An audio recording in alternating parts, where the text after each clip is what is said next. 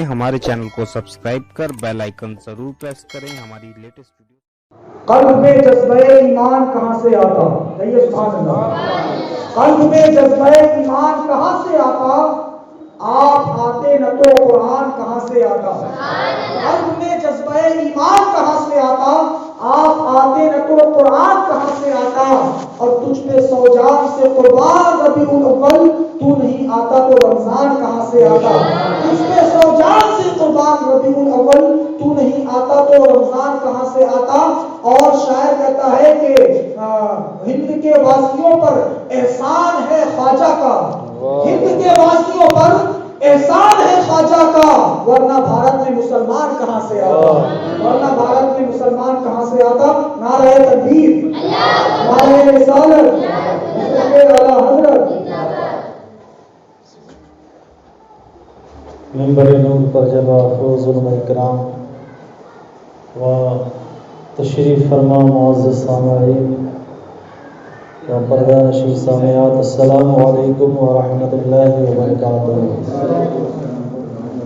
الحمد للہ رب العالمین والصلاة والسلام علی سیدنا و سید المرسلین وعلی آلہ واصحابہ اجمعین، اما بعد، اعوذ باللہ من الشیطان الرجیم، بسم اللہ الرحمن الرحیم۔ قال اللہ تبارک و تعالی فی القرآن المجید والفرقان الحمید،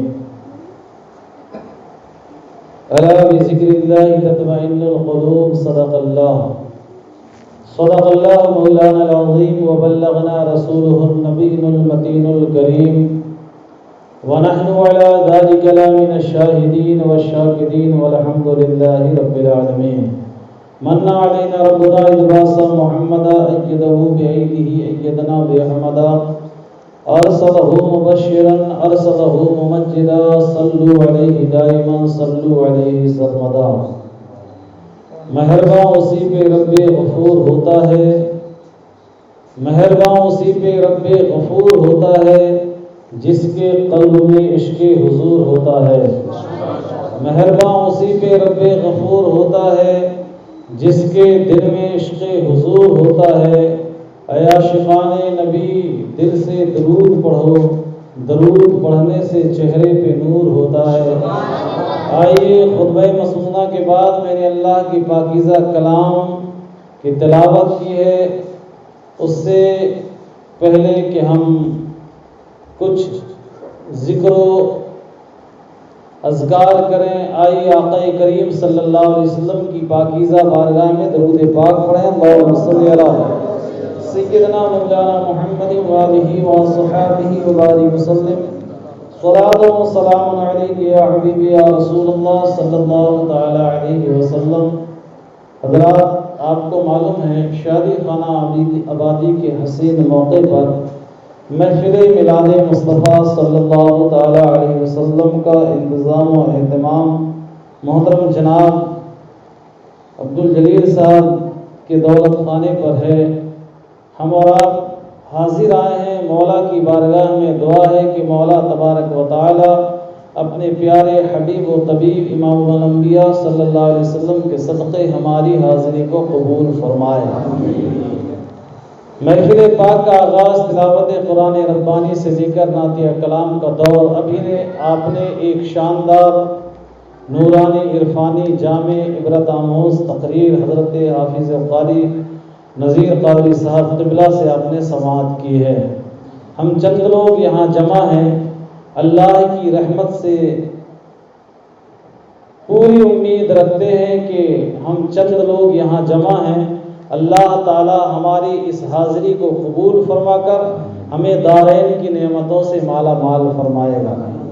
حضرات، اللہ کے حبیب دو عالم کے طبیب صلی اللہ تعالی علیہ وسلم کے دیوانوں، محفل میلاد مصطفیٰ صلی اللہ علیہ وسلم بڑی بابرکت اور باعظمت محفل ہوا کرتی ہے۔ اس کے فضائل، اس کے فوائد آپ بارہا سماعت کرتے رہتے ہیں، آپ خود جانتے ہیں کہ ان محفلوں کی عظمت بڑی ہی بلند و بالا ہے۔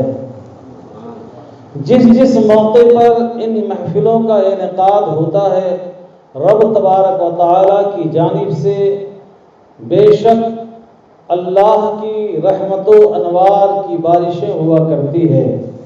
حدیث پاک میں آیا ہے عند ذکر الصالحین تنزل الرحمہ، جہاں نیکوں کا تذکرہ ہوتا ہے، اللہ کے نیک بندوں کا ذکر ہوتا ہے، چاہے کسی ولی کا ذکر ہو، کسی غوث و قطب کا ذکر ہو، کسی صحابہ و تابعین کا ذکر ہو، اللہ تعالیٰ اپنے نیک بندوں کے ذکر کی محفل میں رب تعالیٰ رحمتوں کا نزول فرماتا ہے۔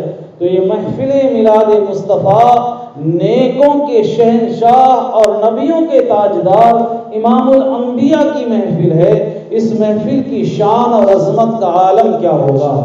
آقا کریم صلی اللہ علیہ وسلم ارشاد فرماتے ہیں جس مقام پر مومن عقیدت و محبت کے ساتھ مصطفیٰ جان رحمت کی میلاد منعقد کرتا ہے، بعض علماء فرماتے ہیں کہ جس دن محفل منعقد کی گئی اس دن سے ایک ہفتہ تک متواتر اللہ کی رحمتیں برستی رہتی ہیں۔ بعض علماء اکرام فرماتے ہیں کہ جب میلاد پاک ہوتی ہے، جیسے کہ 12 ربیع النور کی تاریخ آتی ہے، اگر کوئی 12 ربیع النور کو رسول کائنات کی میلاد کی محفل سجائی یا اس محفل میں اس نے شرکت کی تو آنے والے سال کی 12 تاریخ تک، ایک سال تک اللہ تعالیٰ اس کے گھر و خاندان میں رحمتوں کا نزول فرماتا ہے۔ ویسے ہی جب جب یہ محفل منعقد ہوتی ہے تو اللہ تبارک و تعالیٰ بے شمار رحمت و انوار کی دو تجلیات ہیں ان محفلوں میں برستی ہیں اور اس کا نزول ہوتا ہے۔ تو ان محفلوں کی بڑی جو ہے عظمت اور شان ہے۔ مولا تبارک و تعالی ہماری اس محفل کی حاضری کو قبول فرمائے۔ آئیے کچھ سننے سنانے سے قبل ایک بار اور درود پاک پڑھیں۔ اللہم صلی علی سیدنا مولانا محمد وسلم صلاۃ والسلام علیہ یا رسول اللہ صلی اللہ تعالی علیہ وسلم۔ ہم عاشقوں کا عقیدہ ہے، ہم سنیوں کا عقیدہ ہے کہ اللہ تبارک و تعالی قیامت کے دن ہمیں اپنے پیارے محبوب کی شفاعت عطا کرے گا، اور اس کے بارے میں بزرگان دین کی جو ان کا جو عمل ہے، ان کی تاریخیں ہیں، ہمیں یہ گواہی دے رہی ہیں۔ جیسے کہ روایتوں میں آتا ہے اللہ کے ایک ولی گزرے ہیں حضرت ابراہیم علی بن عطیہ رحمت اللہ تعالی علیہ، ایک ولی گزرے ہیں۔ سبحان اللہ، ولی کے نام پر سبحان اللہ کہہ دو۔ ولی کے معنی ہوتے ہیں دوست کے، رفیق و شفیق کے، بات کو منوانے والا، خدا تک پہنچانے والا۔ تو ولی گزرے ہیں حضرت ابراہیم علی بن عطیہ رحمت اللہ تعالی علیہ۔ ایک دن نماز عشاء پڑھ کر ذکر و اوراد کرتے کرتے آپ اپنے بستر پر سو جاتے ہیں، مقدر انگڑائی لیتی ہے اور مقدر کا ستارہ چمک اڑتا ہے، خواب میں مدینے والے آقا کا دیدار ہوتا ہے۔ آقا تشریف لائے، حضرت ابراہیم علی بن عطیہ رحمت اللہ علیہ آقا علیہ السلام کا دیدار کر کے آپ کے طرف مخاطب ہو کے عرض کرتے ہیں کہ یا رسول اللہ، ابراہیم علی بن عطیہ آپ کی شفاعت کا طلبگار ہے۔ تو آقا علیہ السلام ارشاد فرماتے ہیں، اور ابراہیم علی بن عطیہ کو حضور کا یہ فرمانا صرف واحد ان کی ذات کے لیے نہ تھا بلکہ قیامت تک نبی کے عاشقوں کے لیے تھا۔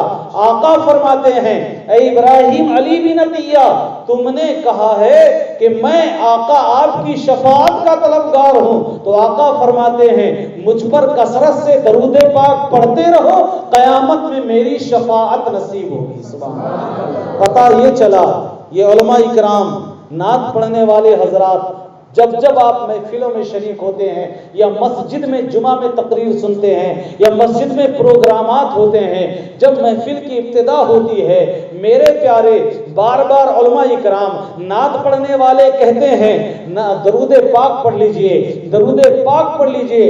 آقا فرماتے ہیں جو بندہ اپنی زندگی میں مجھ پر کثرت سے درود پڑھے گا، قیامت کے دن وہ اتنا ہی میرا قریب تر ہوگا۔ تو عاشقوں کا ان حدیثوں پر عقیدہ ہوتا ہے، اس لیے سنانے والا بھی بار بار پڑھتا بھی ہے، پڑھواتا بھی ہے، لوگ پڑھتے بھی ہیں اور ثوابوں سے مالا مال بھی ہوتے ہیں۔ سبحان اللہ۔ تو درود پاک کی بڑی فضیلتیں ہیں۔ آئیے ایک بار اور درود پاک پڑھیں۔ اللہم صلی علی سیدنا مولانا محمد بارک وسلم، صلاۃ و سلام علیک یا رسول اللہ صلی اللہ تعالی علیہ وسلم۔ قطع کے 2 اشعار ملاحظہ فرما لیجئے، مچل کر کے کہہ دیں سبحان اللہ۔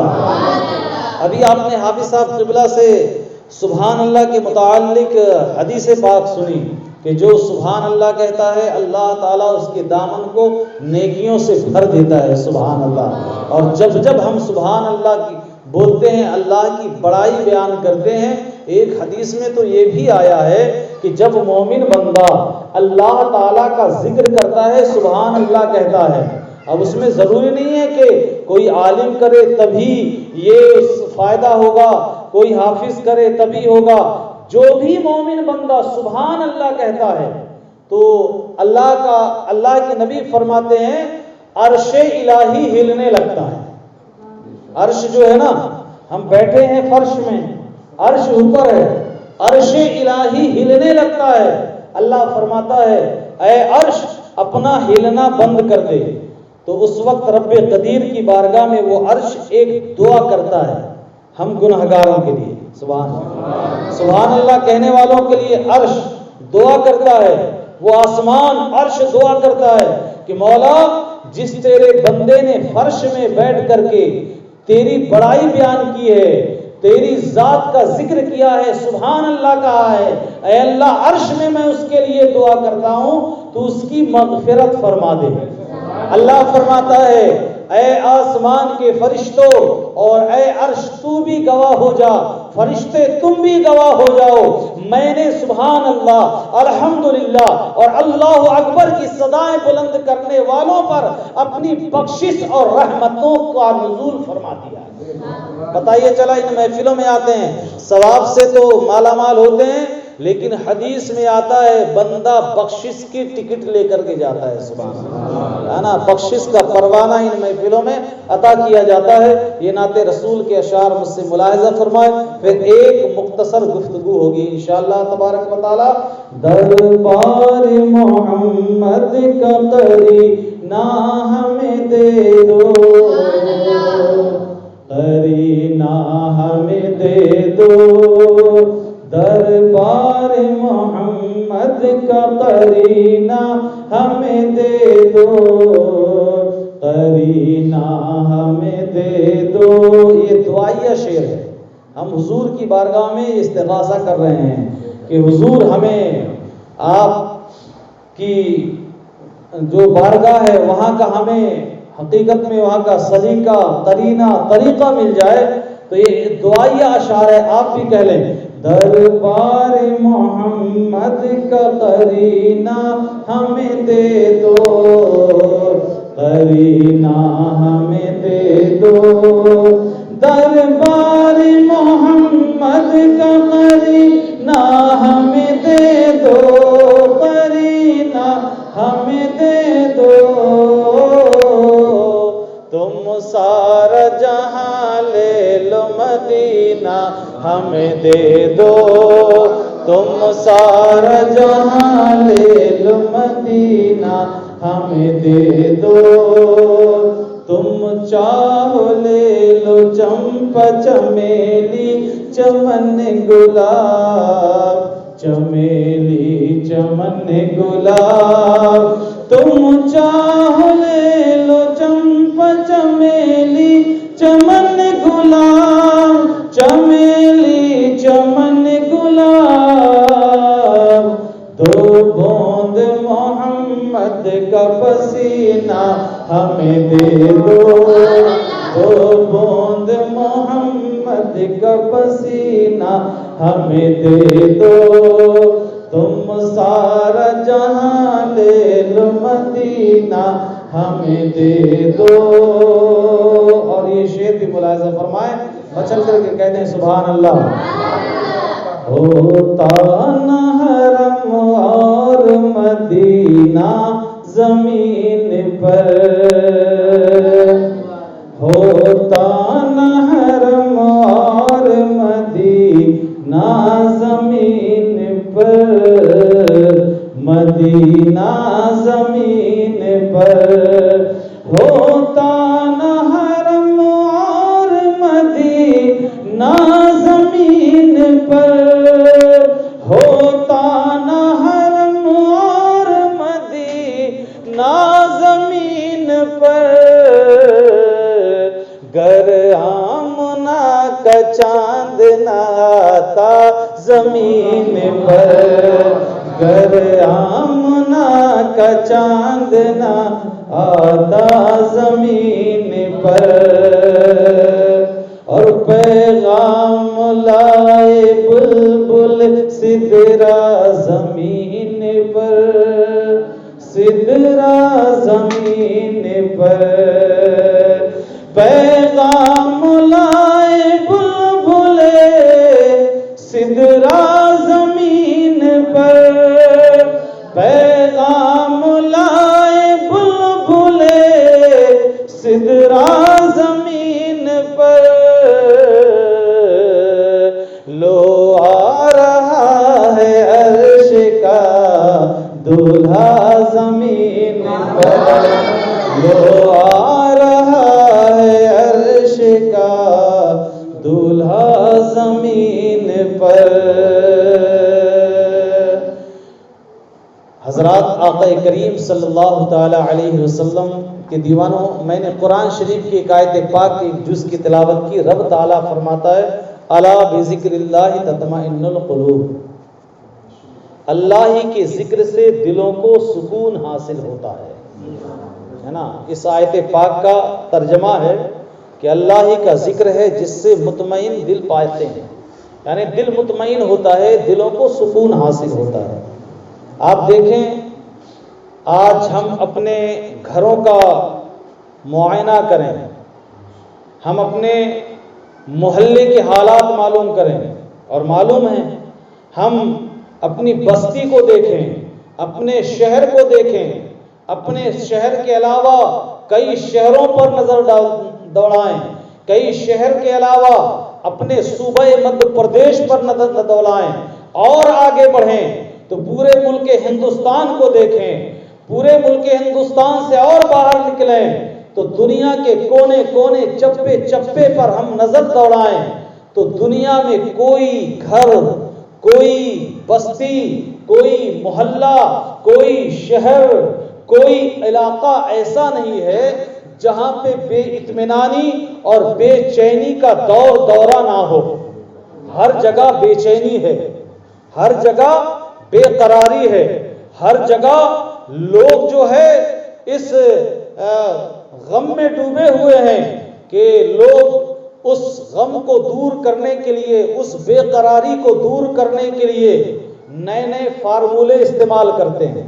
کوئی چاہتا ہے کہ میں بڑا پریشان ہوں، دل بڑا بے قرار ہے، طبیعت لگتی نہیں ہے، تو کوئی راہ راست چھوڑ کر کے قرار پانے کے لیے میرے پیارے شراب کے اڈے میں جاتا ہے کہ مجھے وہاں سکون مل جائے، کوئی قرار پانے کے لیے سنیما گاہوں میں جاتا ہے مجھے وہاں سکون مل جائے، کوئی دل کو مطمئن کرنے کے لیے ویڈیو اور شطرنج کے محفلوں میں شرکت کرتا ہے، کوئی دل کو قرار دینے کے لیے کبھی یہاں سے ناگپور شہر جاتا ہے، کوئی دلی گھومنے جاتا ہے، کوئی لندن جاتا ہے، کوئی دوسرے ملکوں کا سفر کرتا ہے۔ لوگ لندن و پیرس کا سفر کرتے ہیں، حتیٰ کہ کوئی چاہتا ہے میں آگرہ کا تاج محل دیکھ لوں، دل کو سکون مل جائے گا، کوئی کہتا ہے دلی کا قطب مینار دیکھ لوں، دل کو سکون مل جائے گا۔ میرے پیارے، لوگ سکون حاصل کرنے کے لیے نہ جانے کہاں کہاں جاتے ہیں اور کتنے فارمولے استعمال کرتے ہیں، لیکن پھر بھی لوگ وہاں سے لوٹ کر کے آئے اور پھر دل بے قرار ہے، دل میں بے چینی ہے، گھر میں بے اطمینانی ہے، محلے میں بے چینی ہے۔ اب میرے پیارے، پھر جو پرانا ماحول تھا وہی ماحول پھر نظر آ رہا ہے. اب انسان بے قرار و بے چین پھر ہو رہا ہے. اب تلاش سکون میں سرگرداں ہے. آخر سکون و چین کہاں ملے گا؟ تو پھر جو مسلمان اللہ کے قرآن پر ایمان رکھتا ہے وہ قرآن سے استمداد حاصل کرتا ہے, قرآن کی بارگاہ میں استفسار کرتا ہے, اے اللہ کے مقدس قرآن تو ہی بتا کہ میں نے تو اس دل کو قرار دینے کے لیے نہ جانے کئی جگہوں پر گیا جہاں شریعت روکتی ہے, ان جگہوں پر گیا جہاں طبیعت چاہتی ہے, ان جگہوں پر گیا, لیکن دل کو قرار نہ ملا. تو اللہ کا قرآن جو دنیا میں لوگوں کے لیے ہدایت بن کر کے آیا ہے وہ قرآن پھر اس انسان کی رہنمائی کرتا ہے. اور قرآن ببانگے دہل کہتا ہے, وہ قرآن ببانگے دہل اپنی زبان سے کہتا ہے, اے نادان تو سکون اور اطمینان تلاش کرنے کے لیے زمانے کا سیر و سیاحت میں مشغول ہے. سن ذرا گھر میں بیٹھ کر کے اللہ کے پاکیزہ کلام کو پڑھ لے, اللہ کا ذکر کر لے, اللہ کے ذکر کی محفلوں میں آ جا اور پھر اپنے آپ میں محاسبہ کر کے دیکھ لے کہ تیرا دل قطب مینار دیکھنے میں قرار پا رہا تھا یا محفل میلاد میں بیٹھ کر اللہ اور رسول کے ذکر سننے میں قرار پا رہا تھا. انسان اس وقت کہے گا کہ بے شک اللہ کا قرآن فرماتا ہے کہ الا بذکر اللہ تطمئن القلوب, اللہ ہی کا ذکر ہے جس میں دلوں کو سکون حاصل ہوتا ہے. آپ پریکٹیکل طور پر آزما کر کے دیکھیں. سلیم بھائی ہے دن بھر کام میں مشغول ہیں, جلیل بھائی ہے دن بھر اپنے دکان میں ہیں, جمن بھائی ہیں دیکھو دن بھر اینٹوں کی اینٹ بجا رہے ہیں, میرے اقبال بھائی لگے ہیں, سلیم بھائی سب اپنے اپنے کام میں لگے ہوئے ہیں. یاسین بھائی صاحب کہ میں تھک کر کے آیا ہوں, گھر میں سکون مل جائے, لیکن سکون نہیں ملا. لیکن جیسے مسجد میں اذان ہوئی وہ دوڑ کر کے میرے پیارے تیز رفتار قدموں سے مسجد میں آ گئے, وضو بنائی اور اس نے جیسے اللہ اکبر کہا. گھر میں بیٹھ کر تھکے ماندے سکون کے تلاش میں تھے لیکن دل سکون نہیں پا رہا تھا. لیکن آپ خود ہی فیصلہ کر کے دیکھیے, آپ نے اللہ اکبر کہہ کر کے کانوں تک ہاتھ اٹھایا, ناک کے نیچے باندھا اور اس کے بعد میں جیسے ہی تم نے رب سے راز و نیاز کی باتیں شروع کر دی تمہارا دل اللہ کے طرف رجوع ہوگا, دل کو قرار مل جاتا ہے. آپ سکون اسی میں ہے کہ فوراً دل قرار پا جاتا ہے, دلوں کو سکون حاصل ہو جاتا ہے. اس لیے میرے پیارے اللہ کا قرآن ہم گنہگاروں کو یہ مجاز دیتا ہے کہ اپنے دلوں کا سکون تلاش کرنے کے لیے تم زمانے میں نہ پھرا کرو بلکہ ایسی محفلوں میں آ جایا کرو جس کے بارے میں اپنے آپ نے حدیث پاک ابھی سنی. اللہ کے نبی فرماتے ہیں اذا مررتم بریاض الجنہ فرتوا قالوا ما ریاض الجنہ قال حلق الذکر. آقا فرماتے ہیں ایسی محفلوں کے بارے میں کہ جن محفلوں میں بیٹھ کر تم اللہ کا ذکر کرتے ہو تمہارا دل بھی سکون پاتا ہے. اور سکون کیوں نہ پائے؟ اس لیے کہ جہاں جہاں بندہ چاہے 2 لوگ بیٹھ جائیں 4 لوگ بیٹھ جائیں, وہ اکیلا بیٹھ کر کے اگر اس جگہ پہ اللہ کا ذکر کرے تو میرے پیارے پھر وہ انسان تو اکیلا ہے, جہاں اللہ کا ذکر ہوتا ہے وہاں فرشتے آ جاتے ہیں, تو انسان کو سکون تو ملنا ہی ملنا ہے. اس لیے کہ وہ عام محفلوں کی طرح نہیں بلکہ وہ محفل تو جنت کے باغوں میں سے ایک باغ بنا دیا گیا ہے. جب جنت کے باغ میں بیٹھ گئے تو کوئی نہ سکون ملے گا. آدمی چاہتا ہے کہ موتی گارڈن کے باغ میں جا کر کے 5 منٹ بیٹھ جاؤں, کھلتے ہوئے پھولوں کو دیکھ لوں تو ذرا سکون مل جائے گا, وہ اپنے آپ میں سوچتا ہے. لیکن وہ تو دنیا کا باغ ہے جہاں انسان تھوڑے سے سکون کے لیے جاتا ہے. یہ تو ایسا باغ ہے میرے پیارے جہاں بندہ بیٹھ جاتا ہے تو اس کی دنیا بھی سنور جاتی ہے اور آخرت بھی سنور جاتا ہے. اس لیے ذکر ہے, ذکر کی محفلوں میں الحمدللہ خوش دلی سے ہم شرکت کریں. اللہ کے رسول فرماتے ہیں افضل الذکر لا الہ الا اللہ. اللہ کا ذکر ذکروں میں افضل الذکر ہے نا. حدیث پاک کے جملہ یہ افضل الذکر لا الہ الا اللہ محمد رسول اللہ صلی اللہ علیہ وسلم. اگر بیٹھ کر کے کلمہ ہی پڑھتے رہو گے افضل ذکر ہوگا. حضور فرماتے ہیں کہ جب بندہ مومن کلمہ پڑھتا ہے تو اس کا دل تو سکون پاتا ہی پاتا ہے. سبحان اللہ. امید ہے کہ چائے پی کر اچھی تھوڑی دیر تقریر سنیں گے نا؟ سنیں گے کہ نہیں؟ مچل کر کے کہہ دیں سبحان اللہ. تو میرے پیارے یقین جانیے کہ جب بندہ مومن کلمہ طیبہ پڑھتا ہے، کلمہ طیبہ پڑھتا ہے، تو حضور فرماتے ہیں اس کا دل بھی مطمئن ہوتا ہے اور اس کا زنگ آلودہ دل جو ہے اللہ تبارک و تعالی اس کے دل سے اس زنگ کو جو گناہوں کی وجہ سے وہ زنگ آلودہ ہو گیا، مطلب وہ دل زنگ پڑ گیا یعنی دل میں دبا ہو گیا، اللہ تعالی ذکر الہی کی برکت سے اس بندے کے دل کو صاف و شفاف کر دیتا ہے نا. اور کسی شاعر نے کہا ہے کہ دل کے سنوارنے سے ہی سب کچھ سنورتا ہے، جس نے اس کو بگاڑ لیا تو سب بگڑ گیا. اور دل جو ہے نا، یہ دل بادشاہ ہے نا. کیا ہے؟ دل بادشاہ ہے. کس کا؟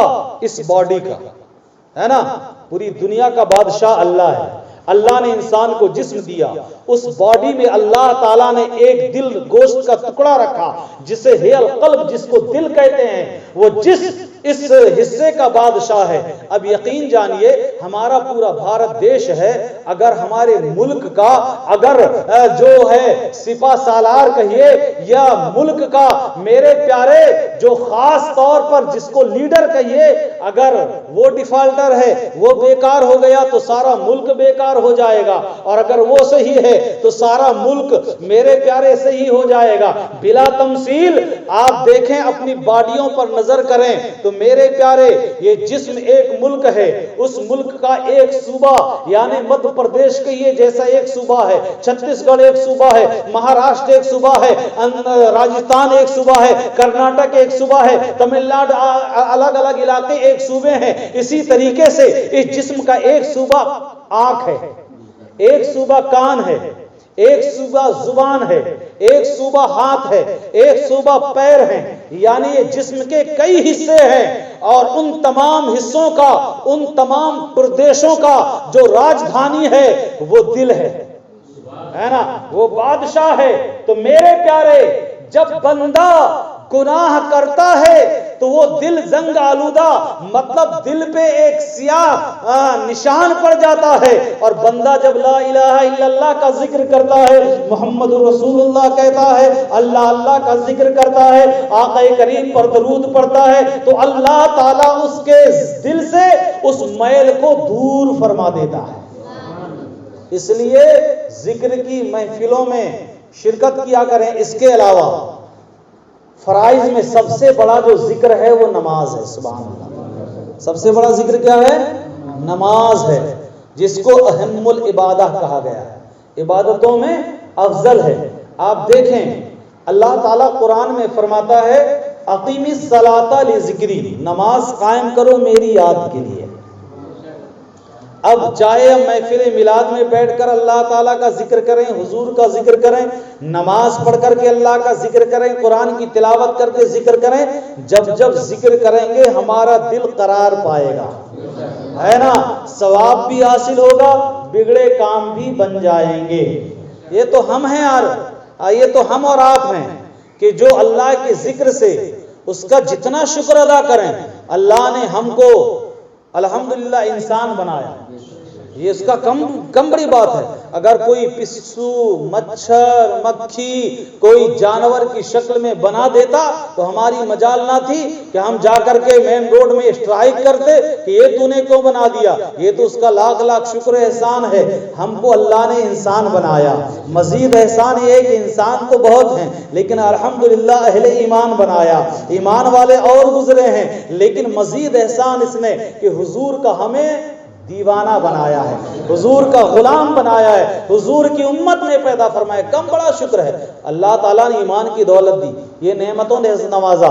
کسی رہنے کے لیے گھر ہے، کھانے کے لیے اللہ نے اناج دی ہے، اللہ تعالیٰ نے سونے بیٹھنے اٹھنے بیٹھنے کے لیے ہر ہمارا انتظام فرمایا ہے. یہ اس کا کم شکر ہے. میرے پیارے ہم اپنی آنکھوں سے دیکھ رہے ہیں، راز ان سے پوچھو درد. اللہ تبارک و تعالیٰ نے جن کی آنکھ کی روشنی دی ہے یا ان سے سے پوچھو جن کے پیر چھین لیے گئے ہیں میرے پیارے وہ بھی اللہ کے طرف سے ہے. لیکن یاد رکھیے کہ میرے پیارے اللہ تعالیٰ نے ہمیں دیکھنے کے لیے آنکھیں دی, پکڑنے کے لیے ہاتھ دیے, سننے کے لیے کان دیے, بولنے کے لیے زبان دی. یہ سب اس کی نعمت ہے میرے پیارے. اس کے نعمتوں کا ہم شکر ادا نہیں کر سکتے, لیکن جس انداز میں ہو سکے ہم اس کا ذکر کیا کریں. یہ تو ہم انسان ہیں نا, اللہ کی یاد سے غافل رہا کرتے ہیں. مسجد میں امام صاحب تقریر کر رہے ہیں, بیانوں پر بیان ہو رہا ہے, آؤ نماز کی طرف آؤ, آؤ فلاں محفل کی طرف آؤ, لیکن ہم غفلت کے چادر اوڑھے ہوئے میرے پیارے جو ہیں بے فکری کے ساتھ میں زندگی گزار رہے ہیں. علماء کرام بتا رہے ہیں لیکن ہم غافل ہیں. لیکن آپ کو ایک بات بتاتا ہوں, یقینی طور پر میرا دعویٰ ہے کہ اگر دل کے گہرائیوں کے ساتھ میں اس واقعہ کو آپ سن کر کے اگر سمجھنے کی کوشش کر لیں گے تو آپ کے دل میں ایک دینی انقلاب پیدا ہو جائے گا. یہ تو ہم انسان ہیں جو اللہ کی یاد سے غافل ہیں میرے پیارے. وہ تو اللہ والوں کی شان تھی کہ راتیں گزر جاتی تھی, راتیں ختم ہو جایا کرتی تھی, لیکن اللہ کے ذکر سے وہ تھکتے نہیں تھے میرے پیارے. آپ کو بتاؤں حضرت سید الطائفہ حضرت جنید بغدادی کا نام آپ نے سنا ہوگا, سنے نا کئی مرتبہ. حضرت جنید بغدادی بڑے پائے کے بزرگ ہیں, سرکار غوث پاک کے زمانے کے پہلے کے بزرگ ہیں. آپ کی مزار پاک الحمدللہ بغداد معلیٰ میں ہے نا, مرجع خلائق ہے. سرکار جنید بغدادی رحمت اللہ تعالی علیہ کی بارگاہ میں ایک دن آپ کا ایک مرید آیا, سبحان اللہ, ہے نا. مرید ہو تو ایسا اور پیر ہو تو ایسا, سبحان اللہ, ہے نا. آج سب مرید ہونے کا دعویٰ تو کرتے ہیں کہ میں فلاں کا مرید ہوں, لیکن پیر صاحب نے جو پڑھایا لوگ اس پر عمل ہی نہیں کرتے, ہے نا, ہے نا.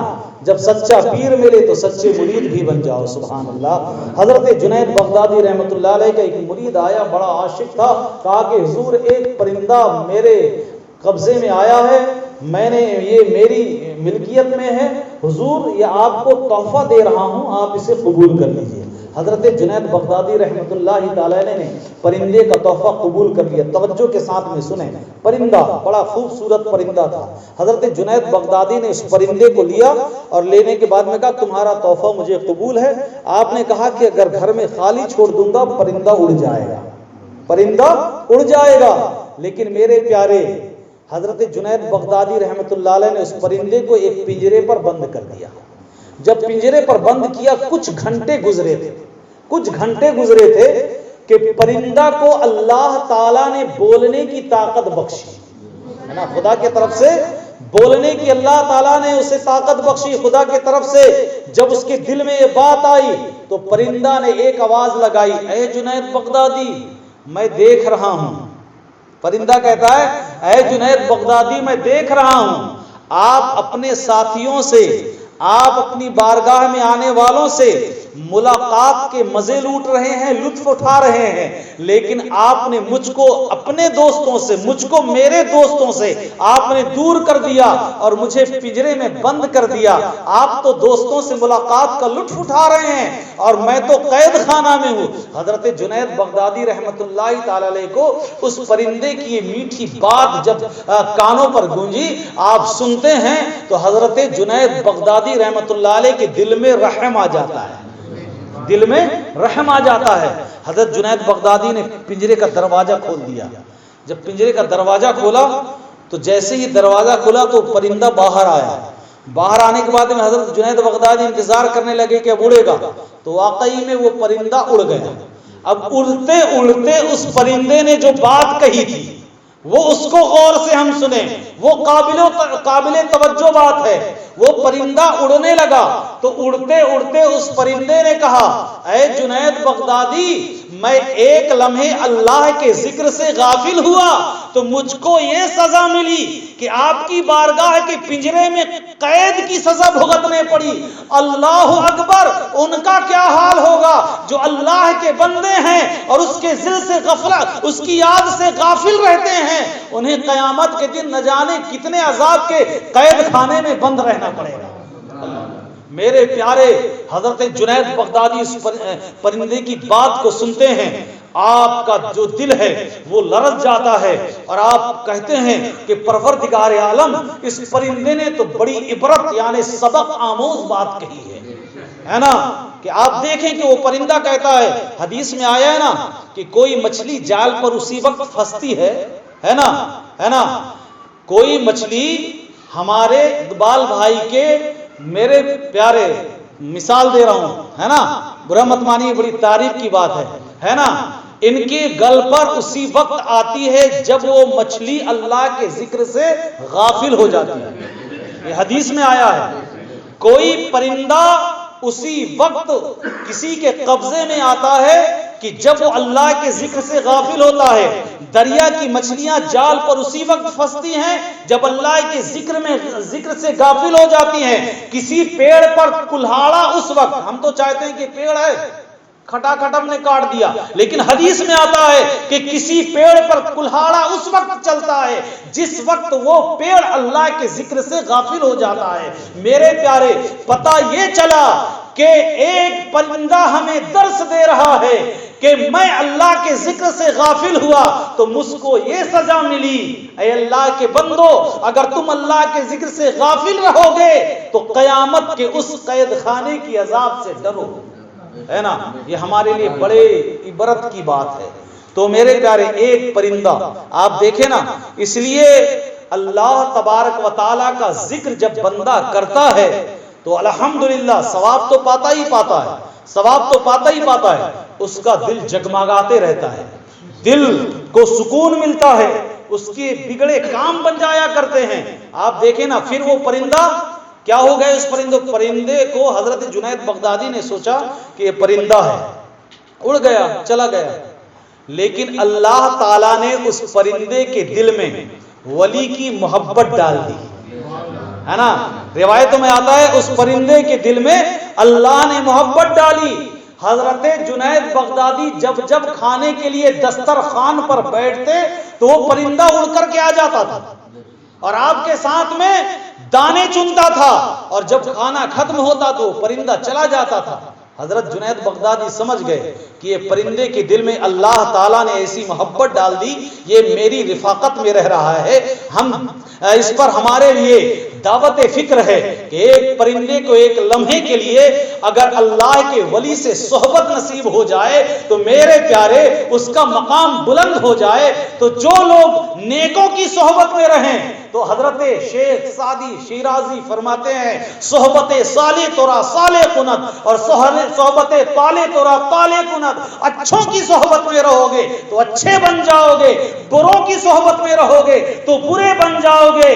سچ ہے کہ ہو جاتا ہے صحبت کا اثر، انسان کیا در و دیوار بدل جاتے ہیں۔ میرے پیارے، نیکوں کی صحبت میں رہیں، اللہ کا ذکر کرتے رہیں، اور ہم سوچتے ہیں نا کہ ہم ہی ہیں، ہم نے ٹوپی لگا لی، ہم نے مولانا صاحب سے دوستی کر لی، ہم جو ہے اچھے لوگ ہیں تو ہم ہی اللہ کا ذکر کرتے ہیں۔ نہیں میرے بھائی، سب ذکر کرتے ہیں، یہ در و دیوار بھی کرتے ہیں، زمین آسمان بھی کرتے ہیں۔ قرآن کہتا ہے للہ ما فی السماوات والارض، ہے نا، زمین و یسبح للہ ما فی السماوات والارض، زمین و آسمان میں جو کچھ بھی ہے سب اللہ کی بڑائی بیان کرتی ہے۔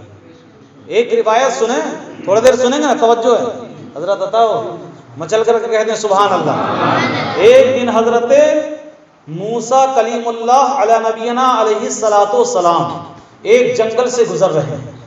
حضرت موسیٰ علیہ السلام ایک جنگل سے گزر رہے ہیں۔ حضرت موسیٰ علیہ السلام بڑے جلیل القدر پیغمبر تھے، جن کو کلیم کا اللہ تبارک و تعالیٰ نے لقب عطا فرمایا اور شرف بھی بخشا، سبحان اللہ، ہے نا۔ تو حضرت موسیٰ کلیم اللہ جنگل سے گزر رہے ہیں، آپ نے دیکھا بیابان جنگل ہے، بڑے بڑے پہاڑ، مطلب بڑے بڑے چٹان ہیں، بڑے بڑے پتھر ہیں، بڑے بڑے پیڑ ہیں، اور اتنا بڑا پہاڑ ہے، سنسان ہے، ایک چڑیا کے چہچنے کی بھی آواز نہیں آ رہی ہے۔ تو آپ سوچتے ہیں کہ اے اللہ، ایسا لگتا ہے کہ اس بیابان جنگل میں صرف تیرا ہی نبی صرف موسیٰ ہے جو تیرا ذکر کرتے ہوئے جا رہا ہے، باقی یہ جنگل تیرے ذکر سے خالی ہے، یہاں کوئی تیرا ذکر کرنے والا نہیں۔ اللہ رب العزت نے جب حضرت موسیٰ کریم اللہ کی بات کو سنی، حضرت موسیٰ نے جب یہ کہا تو اللہ تعالیٰ نے وحوش و طہور یعنی چرند و پرند اور شجر و حجر مطلب پتھروں پیڑوں کو اللہ نے حکم دیا کہ تمام جتنے جنگل میں ہو میری ذکر کی آواز بلند کر دو۔ جب پتھر سے لا الہ الا اللہ کی صدا بلند ہوئی، جب پیڑوں سے سبحان اللہ کی صدا بلند ہوئی، جب وحوش و طہور نے اللہ کا ذکر چھیڑا تو حضرت موسیٰ کلیم اللہ اپنے دونوں ہاتھ کی انگلیوں کو کانوں پر رکھ لیتے ہیں اور کہتے ہیں کہ مولا اتنی زیادہ آواز جو اس جنگل میں ہو رہی ہے اور وہ سب کے سب تیرے ذکر کر رہے ہیں۔ حضرت موسیٰ کلیم اللہ تعجب میں پڑ گئے۔ تو حضرت موسیٰ کلیم اللہ ایک سوال کرتے ہیں کہ مولا یہ تو زمین کے اوپر ہے، کیا کہا؟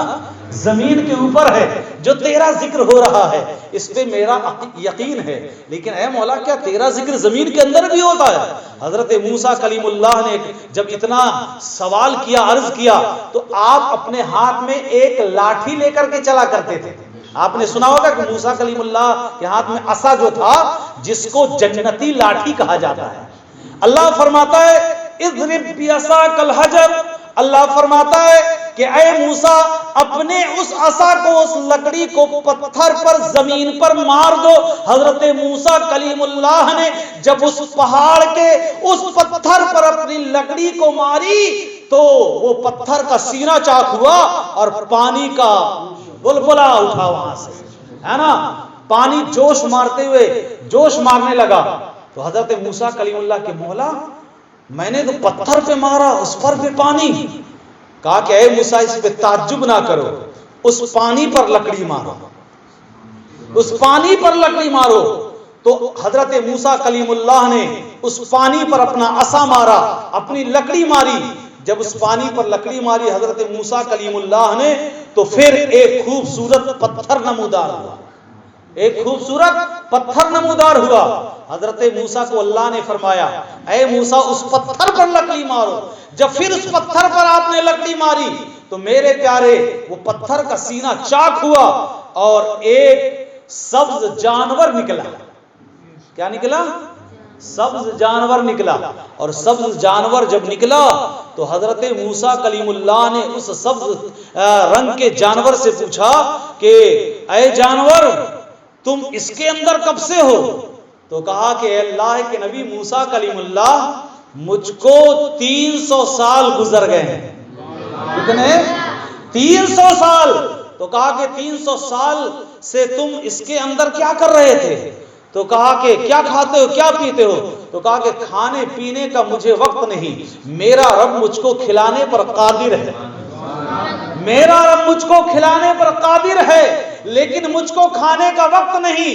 جتنا وقت میں کھانے میں گزار دوں گا اتنا وقت میرے لیے اللہ کے ذکر سے غفلت میں گزر جائے گا۔ اس لیے 300 سال سے میں لگاتار جس رب نے مجھے زمین کے اندر پتھر کے اندر پانی، پانی کے اندر پتھر، پھر پتھر کے اندر مجھے رکھا، میں 300 سال تک اس رب کا ذکر ہی کر رہا ہوں۔ حضرت موسیٰ کلیم اللہ نے اللہ کا شکر ادا کیا۔ تو میرے پیارے آپ دیکھیں نا، ہم تو انسان کہتے ہیں کہ ہم ہی اللہ کا ذکر کرتے ہیں، یہ چرندوں پرند پیڑ پودے سب اللہ کا ذکر کرتے ہیں، لیکن اے انسان اللہ نے ہمیں اشرف المخلوقات بنایا ہے، تمام مخلوقات میں اشرف اور اعلیٰ بنایا ہے۔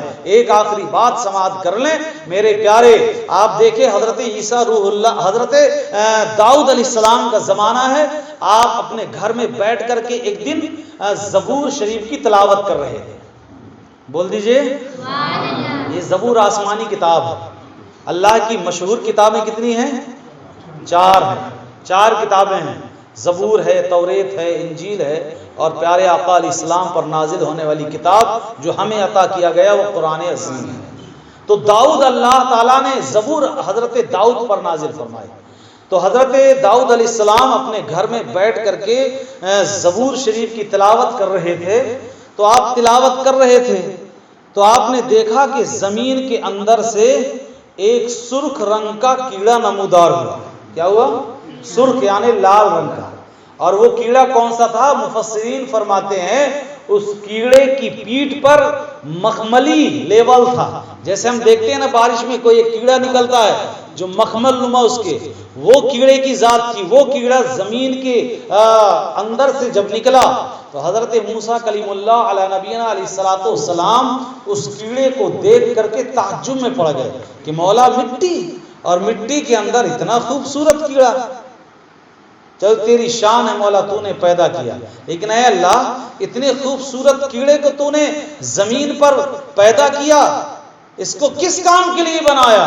یہ تو کوئی مقصد کا سمجھ میں نہیں آتا، اتنا سا کیڑا ہے، یہ کس کی مدد کر سکتا ہوگا، کیا کرتا ہوگا، اس کا کام کیا ہوگا؟ حضرت داؤد علیہ السلام فرماتے ہیں کہ مولا تبارک و تعالیٰ اس کی تخلیق کا مقصد مجھے سمجھ میں نہیں آتا۔ تو حضرت داؤد علیہ السلام کو اللہ نے ارشاد فرمایا، توجہ چاہوں گا، حضرت داؤد کو اللہ نے فرمایا اے داؤد مجھ سے کیا اس کیڑے سے پوچھو کہ ہم نے اسے کیوں پیدا کیا ہے، اس کیڑے سے پوچھو ہم نے اسے کیوں پیدا کیا ہے۔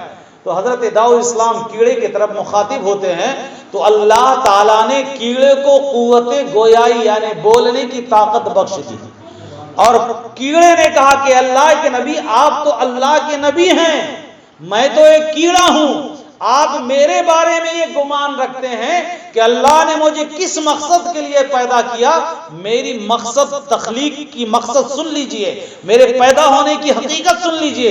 کہا کہ سناؤ، تو کہا کہ میں 400 سال سے زمین کے اندر ہوں، کتنے ہے نا، اور فرماتے ہیں کہ میں اس زمین کے اندر رہ کر کے، اس زمین کے اندر رہ کر کے جب صبح کا سورج نمودار ہوتا ہے تو میں اللہ کی تسبیح بیان کرتا ہوں، سبحان اللہ والحمد للہ ولا الہ الا اللہ واللہ اکبر۔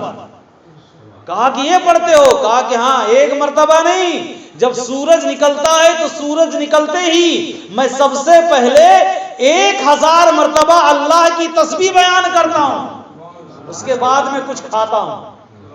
کہا کہ یہ تو اللہ کا بہت بڑا احسان ہے کہ اللہ نے تمہیں وہ مقام عطا فرمایا، تم کیڑے ہو کر اس کا ذکر کرتے ہو۔ تو حضرت داؤد علیہ السلام سے وہ کیڑا کہتا ہے صرف اتنا ہی نہیں، بلکہ جب وہ سورج شام کو ڈوبتا ہے تو اس سے پہلے کہ میں رات کے حصے پہ اپنی آرام گاہ میں رہوں، اس سے پہلے کہ میں رات کے حصے میں جو میرا کام ہے وہ کروں، سورج ڈوبتے ہی میں آنے والے نبی جس کے صدقے میں اللہ نے تمہیں دنیا میں بھیجا ہے، میں اس نبی پر 1000 مرتبہ سورج ڈوبتے ہی درود پاک پڑھا کرتا ہوں۔ میرے پیارے، حدیثوں میں اس کا تذکرہ آپ دیکھیں کہ کیڑے مکوڑے چرند پرند سب اللہ کا ذکر کرتے ہیں، ہم تو صرف انسان ہی نہیں الحمدللہ مسلمان ہیں، اس کا ذکر کیا کریں، مسجدیں خوب آباد کیا کریں، اعمال صالحہ کریں، ذکر کی محفل سجایا کریں، غافلوں سے بچا کریں، اس لیے کہ علامہ سعدی رحمت اللہ علیہ کا قول یاد رکھیں کہ صحبت صالح ترا صالح کنت تالے کرا تالے کنت، اچھوں کی صحبت میں غفلت کے ساتھ میں رہیں گے تو زندگی غفلت میں پڑ جائے گی۔ آپ دیکھیں بغداد کے بزرگ تھے، دریائے دجلہ میں جا کر کے مچھلیاں پکڑتے تھے، بول دو ہاں، ان کی 3 بیٹیاں تھیں، کتنی؟ بیٹی بڑی رحمت والی، بیٹی اچھی گھر میں ہے تو رحمت، سسرال میں گئی تو الحمدللہ جب تک ہے تو وہ رحمت، گئی تو برکت، اور ماں بن گئی تو قدموں میں اس کی جنت ہو گئی، سبحان اللہ، ہے نا۔ 3 بیٹیاں اس بزرگ کے تھی، وہ اپنے مقدر پر ناز کرتے تھے کہ اللہ نے مجھے 3 بیٹیاں عطا فرمائی۔ جو چھوٹی بیٹی تھی، سبحان اللہ، جو چھوٹی بیٹی تھی، وہ چھوٹی بیٹی کو لے کر حضرت سرکار غوث پاک کے آستانے کا وہ پیارا شہر بغداد شریف کہ وہ بزرگ، روایتوں میں ایک بزرگ کی حکایت، نام اس پہ میرے پڑھنے میں نہیں آیا، ایک بزرگ کی حکایت مستند حکایت ہے، چنانچہ فرماتے ہیں کہ وہ بزرگ اپنی بیٹی کو لے کر دریائے دجلہ میں جاتے اور مچھلیاں پکڑا کرتے تھے، سبحان اللہ۔ بیٹیوں سے پیار کیا کرو، بیٹیوں سے محبت کیا کرو، اور جن کی بیٹیاں اپنے گھروں پہ لایا کرو، سرکار اعلی حضرت کے ایک طریقے پر عمل کر لیا کرو۔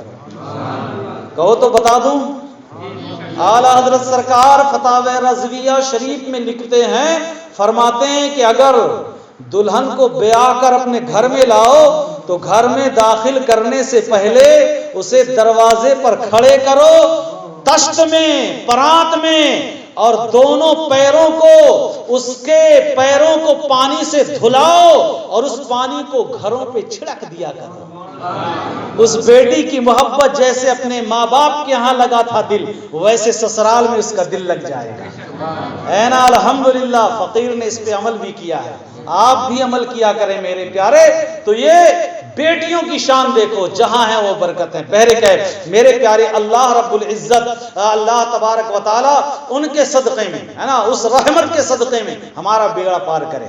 تو یہ بڑا اچھا عمل ہے، اس کو ذہن پر رکھا کریں۔ اب کیسے؟ آدھی رات میں آ رہے ہیں تو بھی، چاہے کتنی رات میں، گھر میں انٹری کرنے سے پہلے، داخل ہونے سے پہلے، اور ابھی آپ بہو بیاہ کر کے لائیں گے سبحان، گھر میں داخل ہونے سے پہلے، ہے نا، ایسا ہی ہے نا حضرت، گھر میں داخل ہونے سے پہلے چوکھٹ سے باہر کھڑے کریں۔ آپ یہ نہ دیکھیں کہ بیٹی یا بہو آئی ہے تو اب اس کو ہم پیتل کے پرات میں کیسا کھڑے کریں؟ ارے پیتل تو اپنی جگہ ہے، رحمت تو دیکھو، ہے نا، برکت تو دیکھو۔ آج یہ جو ہلدی کا رسوم ہے نا، یعنی ایسا لے کر کے جو دیوالوں میں لگاتے ہیں، اس کا مقصد آپ سمجھتے ہیں؟ آپ مجھ سے جو لوگ عمر میں بڑے ہیں ان کو زیادہ اس کا تجربہ ہوگا، لیکن اس کا مقصد یہ ہے کہ ہلدیاں لگائی جا رہی ہیں تو دیوالوں میں لگا دو۔ کوئی کہتا ہے کہ شادی ہوئی ہے تو نشانی ہے، کوئی کہتا ہے اس کو لگانے سے محبت ہوتی ہے۔ تو میرے پیارے، اس کا مقصد محبت اور لگانا نہیں ہے نا، بلکہ حکم شرع یہ ہے کہ فضول مال کو ضائع نہ کیا جائے، بلکہ حکم یہ ہے کہ جب بیٹی بیاہ کر کے لاؤ، لڑکے والے جب بیٹی بیاہ کر کے کسی کے ہاں سے لاؤ تو اس بیٹی کا پیر دھلا کر کے تم گھروں میں جیسے ہلدیاں چھڑکتے ہو نا، اس کو نہ چھڑکو، وہ پانی کو چھڑکو۔ تمہارے گھر میں برکت بھی ہوگی، رحمت بھی ہوگی، اور اس کا دل ویسے لگے گا جہاں جیسے وہاں لگا تھا وہاں یہاں ایسی لگ جائے گا۔ یہ ہمارے بزرگان بھی اور سرکار اعلی حضرت حدیث کی روشنی میں لکھتے ہیں، سبحان اللہ۔ تو بہرکیف میں عرض کر رہا تھا آخری بات، وہ بزرگ کی 3 بیٹیاں، چھوٹی بیٹی سی بڑی پیار، سبحان اللہ، ہاں، ان کو لے کر کے دریائے دجلہ کے کنارے جاتے، مچھلیاں پکڑتے، ضرورت کے مطابق پکڑتے اور مچھلی پکڑ پکڑ کے اپنی بیٹی کو دیتے جاتے تھے۔ لیکن ولی کی بیٹی بھی تو ولیاں تھی نا، سبحان اللہ، ہے نا، وہ بھی بڑی ذہین تھی، عقل مند تھی، نیک تھی، پارسہ تھی۔